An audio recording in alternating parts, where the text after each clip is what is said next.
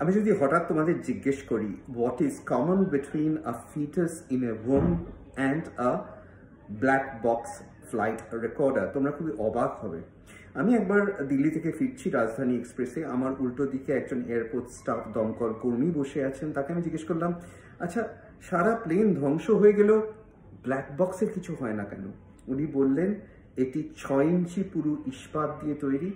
ইস্পাতের তলায় রয়েছে পুরু থার্মোকল, তার মধ্যে পাউচ জলে, তার মধ্যে রয়েছে একটি ছোট্ট ক্যাসেট। এটা সহজ না ধ্বংস হয়। সন্ধে শুনে আমার মনে পড়ে গেল মায়ের পেটে ভ্রূণের কথা।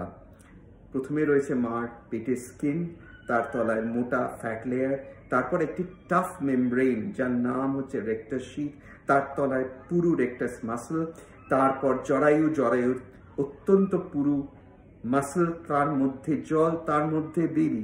মিল খুঁজে পাচ্ছেন না? তাই জন্য আমি সহজে বলি, মাদের বলি যে সহজে ছোটোখাটো ধাক্কা লাগলে, এমনকি আমি কিল ঘুষি মেরেছে পেটে এরমও শুনেছি, বাচ্চা সহজে কিছু হয় না। আমি জানি একবার একটি বাস ব্রেক করার পর কন্ডাক্টর মা পেটের ওপর পড়ে গেছিল, কিচ্ছু হয়নি। শুধু যদি সেই মা RH নেগেটিভ হন, তাহলে হয়তো আঘাত লাগলে কোনো ইঞ্জেকশন নেওয়ার, অ্যান্টিডি নেওয়ার ব্যবস্থা করতে হবে। সহজে বেবির কিছু হয় না।